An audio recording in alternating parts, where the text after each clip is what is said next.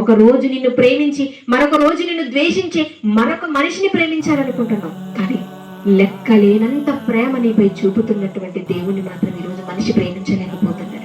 నిజంగానండి, ఒక భార్య ఒక భర్త వాళ్ళిద్దరి మధ్య ఉన్నటువంటి ప్రేమను మనం ఆలోచిస్తే, భర్త తన మాట విన్నంతసేపు భార్యను ప్రేమిస్తాడు, అంతే కదండి. తన మాట ప్రకారంగా బ్రతకట్లేదు అనుకోండి, తన ఇష్టం వచ్చినట్టుగా బ్రతకట్లేదు అనుకోండి, ఏ భర్త అయినా ప్రేమిస్తాడో చెప్పండి? లేదండి.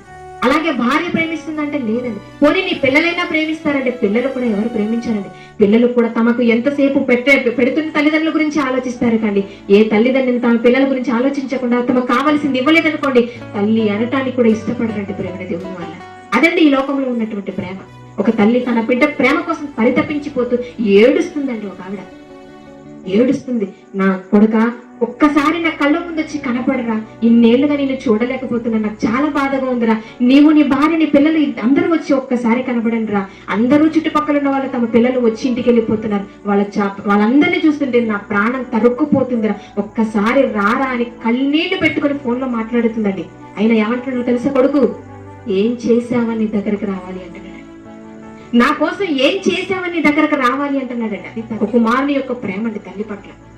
అంటే ఏదో చేస్తేనే తప్ప ప్రేమించలేని మనుషులు, అది తల్లైనా కావచ్చు, తండ్రైనా కావచ్చు, పిల్లలైనా కావచ్చు, ఎవరైనా కానండి, ఈ ప్రపంచంలో ఉన్నటువంటి ప్రేమలు అలా ఉన్నాయి. కానీ నీవు దేవుని కోసం ఏం చేసినా చెయ్యకపోయినా దేవుడు నిన్ను ప్రేమిస్తూనే ఉన్నానండి, ప్రేమిస్తూనే ఉన్నాడు.